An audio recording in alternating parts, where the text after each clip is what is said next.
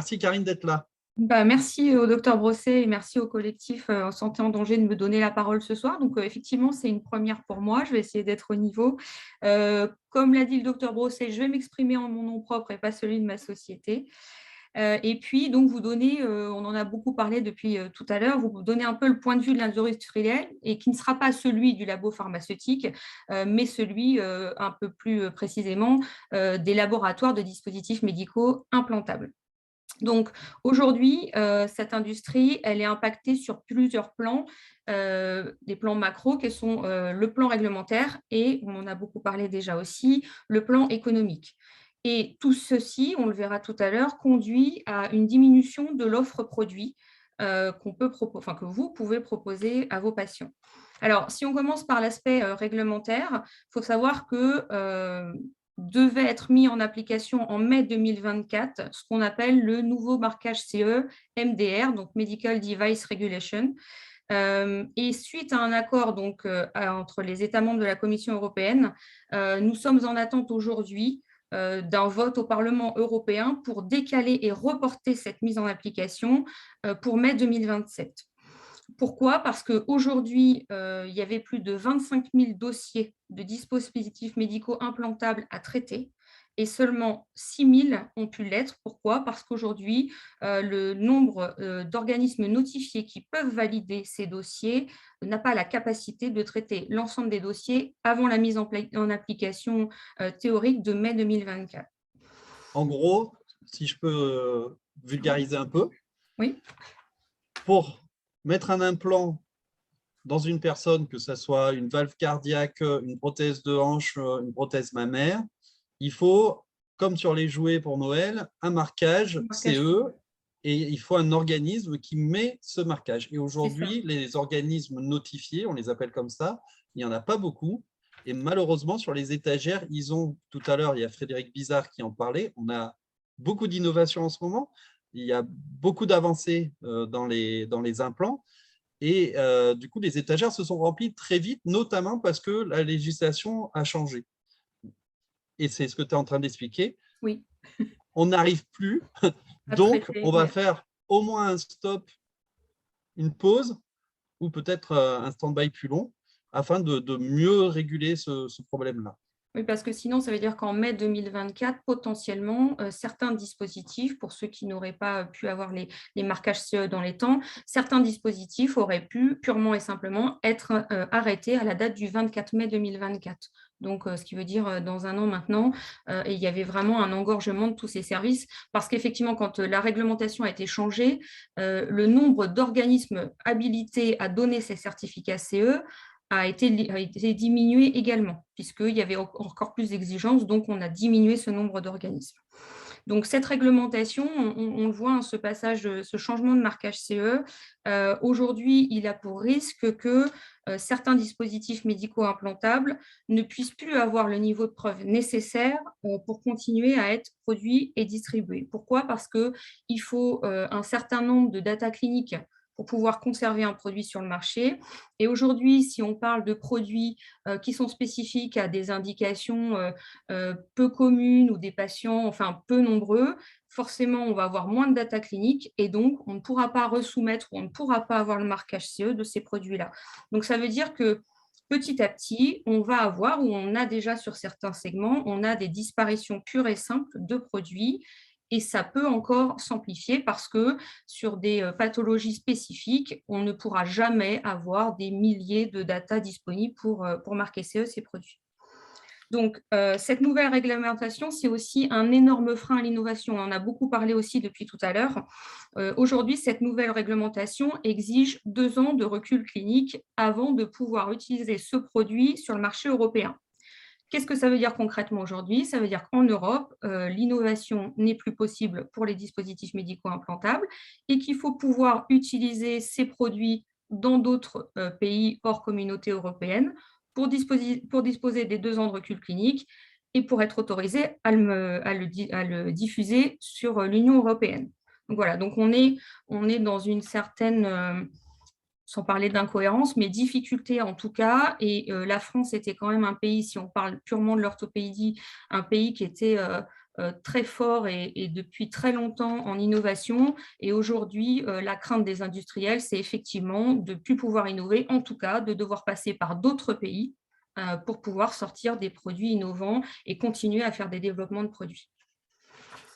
Alors, si maintenant on part sur l'aspect économique, aujourd'hui les impacts ils sont très nombreux. Alors d'abord, je vais reboucler sur l'aspect réglementaire. Je vous ai parlé de ces dépôts de dossiers de marquage CE. Aujourd'hui, avec la nouvelle norme, il faut savoir que ce dépôt de dossier de marquage donc, est obligatoire pour chaque produit. Il est au minimum de 100 000 €. Donc, chaque soumission de nouveaux produits ou juste de renouvellement de marquage CE de produits, ça coûte à l'industriel un montant minimum de 100 000 € par produit. Donc, forcément, ça va impliquer aussi des choix pour les entreprises et là encore, potentiellement, la disparition de certains produits. On en a un peu parlé aussi, l'industrie subit l'impact direct du coût de l'énergie et des matières premières. Donc, ça veut dire qu'aujourd'hui, un produit, il n'est pas fait à un seul endroit ni sur une seule entreprise. Ça veut dire que l'ensemble de la chaîne de fabrication et des sous-traitants est impacté par des allongements de temps de fabrication et évidemment par des augmentations des coûts de production. Donc, tout ça, ça va, vous l'avez compris, comme il y a différentes étapes de fabrication, tout ça, ça va se répercuter et se cumuler à la fin. À ceci s'ajoute un nouveau projet de baisse de tarifs de remboursement de la sécurité sociale. Donc, potentiellement, c'est paru au journal officiel, c'est un projet de loi, pardon. Donc, potentiellement, il y aurait un impact, par exemple, sur les prothèses de hanche et de genou de 3%. Donc, ce qui veut dire qu'on parlait tout à l'heure de l'attrait de certains marchés. Potentiellement, quand on parle d'industrie ou d'entreprise internationale, si vous annoncez une perte pour 2023 de 3% sur le chiffre d'affaires, c'est toujours un peu perturbant. Et enfin, ou alors cerise sur le gâteau, pour 2024, il y a un projet d'arrêt de remboursement, par exemple des implants, des prothèses de hanche et de genou.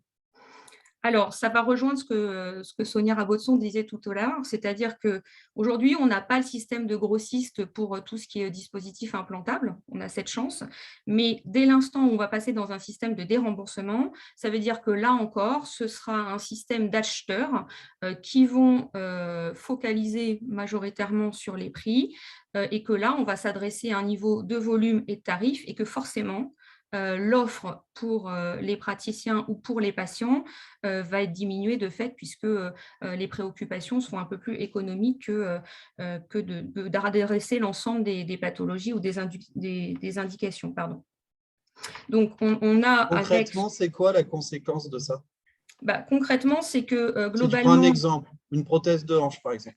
Alors oui, justement, c'était l'exemple que je voulais faire. Merci. Donc, typiquement, sur une prothèse de hanche, en fonction de l'âge du patient ou des propriétés mécaniques d'un produit, on va pouvoir proposer aux patients des solutions techniques qui vont être plus ou moins pérennes dans le temps ou qui vont leur permettre de faire plus de sport. Enfin, voilà, une solution qui va être adaptée à l'âge du patient ou à sa condition physique ou à ses souhaits. Aujourd'hui, concrètement, et c'est là-dessus que le prix, par exemple, sur la première session va le plus baisser, c'est sur l'alumine. L'alumine, c'est un matériau qui va permettre d'avoir vraiment des résistances mécaniques très, très importantes et de permettre aux patients de ne pas forcément avoir une seconde intervention. Il va pouvoir avoir une durée de vie de son implant qui va être beaucoup plus importante. Aujourd'hui, c'est la bille qui vient frotter oui. sur l'implant qui est sur le bassin quand on parle d'une hanche. Et ça, l'alumine, ça ne s'use pas en termes de vie humaine. Donc, c'est pour ça qu'on utilise souvent cet implant-là pour les patients plus jeunes et très sportifs. Voilà. Exactement. Et donc ça, entre la baisse de tarifs et ensuite le déremboursement, forcément, les institutions vont aller vers des produits qui sont beaucoup moins chers et en termes de fabrication et en termes de prix, mais qui peuvent avoir des niveaux d'usure un peu différents. Voilà, donc ça, Donc, c'est une vraiment… fausse bonne idée, quoi. C'est un risque important, encore une fois, pour l'offre patient et pour les chances des patients, en fait. Il y a des risques de perte de chance patient parce qu'aujourd'hui, ils n'auront plus accès à l'ensemble des solutions. Le marché de la prothèse, c'est aujourd'hui un marché qui est assez mûr et où on a des solutions techniques qui conviennent très bien aux patients. Aujourd'hui, on va segmenter et peut-être adresser de manière différente le traitement de ces patients. Donc, effectivement, un risque de perte de chance. Et puis donc, le sujet qui nous occupe aujourd'hui, et là encore du point de vue de l'industriel, je finirai sur la partie tension en matière d'approvisionnement. Alors, on en a beaucoup parlé, mais effectivement, le Covid, ça dépend un peu des produits dont on parle ou des industries, mais par exemple, pour la prothèse, le Covid, ça a été un énorme coup de frein. Donc, c'est-à-dire que du jour au lendemain, les prothèses se sont arrêtées. Donc, la fabrication s'est arrêtée aussi. Et que ça, couplé à la guerre en Ukraine ensuite, et donc aux tensions sur les matières en approvisionnement, ça a forcément impacté l'ensemble du circuit. Donc, au redémarrage post-Covid, il a fallu réadapter les prévisions et la production. Parce qu'effectivement, comme l'a dit Monsieur Bizarre, normalement, on fait des prévisions par rapport à l'année N-1, N-2 et on prévoit les ventes sur l'année suivante. Avec le Covid, tout a été stoppé et du coup, on est reparti sur des prévisions où là, c'était beaucoup moins intuitif et où on a eu des variations très importantes. Il était très, très, très difficile de prédire ce qui allait se passer sur l'année 2020 et encore 2021. Donc, tout ça, forcément, ça impacte la saisonnalité, nos prévisions. Et puis, on a eu aussi, au niveau de toute la chaîne de fabrication, on a eu des impacts différents, c'est-à-dire en fonction des fournisseurs ou des sous-traitants. Il y a eu parfois des rallongements de temps. On parle de matières premières. Si la matière première, dès le départ, arrive un peu plus tard que d'habitude, si le sous-traitant prend un peu plus de temps parce qu'il y a aussi les problèmes énergétiques, et chaque étape du processus de fabrication va être allongée. Donc, l'ensemble du temps de fabrication du produit va être allongé. Et quand on a en plus un redémarrage d'activité qui est très important et peut-être au-delà de ce qui était attendu post-Covid, on se retrouve avec un redémarrage très important, une production plus longue et il faut un peu de temps pour que tout cela se recale correctement et qu'on arrive à remonter les niveaux de stock et repartir sur des bases plus solides. Excusez-moi Karine, j'ai une question dans le chat. Est-ce que l'entreprise, l'économie des entreprises qui gèrent les implants sont en difficulté? C'est une question. Je dirais qu'aujourd'hui, non. Après, est-ce que l'industrie est préoccupée? Oui. Je vous ai parlé donc de tous ces coûts qui augmentent. Je vous ai parlé des baisses de tarifs qui arrivent et pour 2023 et potentiellement sur 2024. Donc forcément, c'est des choses qu'on suit et qu'on doit évaluer pour la pérennité de l'entreprise et de l'offre. Est-ce que, du coup, excuse-moi Thomas, est-ce qu'on peut penser que les industries vont donc augmenter les tarifs? On ne peut pas, ils sont capés par le tarif de remboursement de la Sécu. Donc, en fait, et c'est ces tarifs-là qui vont baisser d'au moins 3% en 2023. Tu peux dire le prix, hein, Karine, hein, ce n'est pas un secret. Les prix, ils changent en fait en fonction des types de produits, mais on tourne entre 1 600 € ou 2 000 € de la prothèse. Ça dépend des types de prothèses. Mais c'est complètement réglementé par le tarif de remboursement de la sécurité sociale, qui n'a fait que baisser au cours des dernières années. Donc, il y a eu des baisses drastiques au départ. Il faut savoir qu'aujourd'hui, le gouvernement a pour objectif de faire baisser de 17 millions d'euros les dépenses pour la partie orthopédique, donc uniquement hanches et genoux, et je crois que c'est 200 millions sur l'ensemble des dispositifs médicaux implantables. La question qui me vient, c'est est-ce que quelqu'un qui aura les moyens de se financer une prothèse à 50, 60 ans, pourra tout de même le faire? Aujourd'hui, ce n'est pas le modèle, mais effectivement, puisqu'on est dans la discussion, ce n'est pas le modèle et aujourd'hui, ce n'est pas possible puisque c'est un tarif remboursé. Mais peut-être que si on arrivait à un déremboursement, ça pourrait faire un peu comme dans l'optique, qu'il y aurait des options pour pouvoir participer au montant de l'implant. Ou de dentaire? Oui, pareil. Oui, bien sûr. D'accord. Ouais. Mais aujourd'hui, en tout cas, ce n'est pas possible.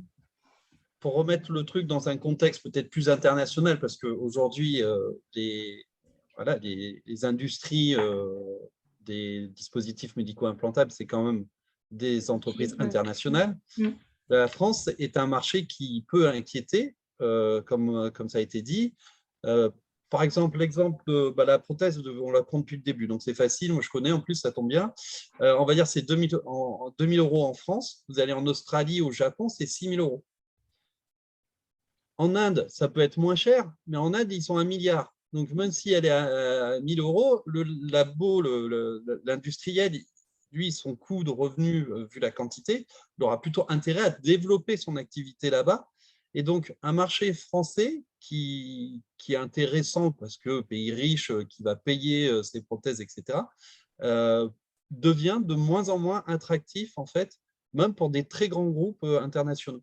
C'est ce que nous, on voit, on pressent, et ça participe un peu à la tension aussi actuelle. J'ai une autre question dans le chat. Est-ce qu'on peut envisager des prothèses génériques, comme on peut trouver des médicaments génériques? C'est déjà plus ou moins le cas. Donc, la prothèse, ça existe depuis très longtemps. Et sur la partie prothèse de hanche, on arrive quand même à des solutions identifiées qui sont quasiment génériques. C'est-à-dire que sur différents laboratoires ou différents fournisseurs, on va avoir des typologies de produits qui vont être quasi identiques. Donc oui, sur des produits, on parlait tout à l'heure de phase de vie de produit, ou en tout cas de phase de développement. On a des produits là aussi qui sont totalement matures et qui ressemblent, même si ce n'est pas appelé comme ça aujourd'hui, qui ressemblent à des génériques. Et c'est aussi ceux-là, probablement, qui, si on arrive au déremboursement, reviendront sur le devant de la scène et seront le plus utilisés. Pour moi, c'était quand même bien clair, l'histoire. Bon, c'était pas mal orthopédie, mais l'orthopédie, c'est un exemple. Mais ça marche pour tous les dispositifs médicaux implantables à l'heure actuelle en France. Alors, du coup, Karine, je te remercie beaucoup. Merci.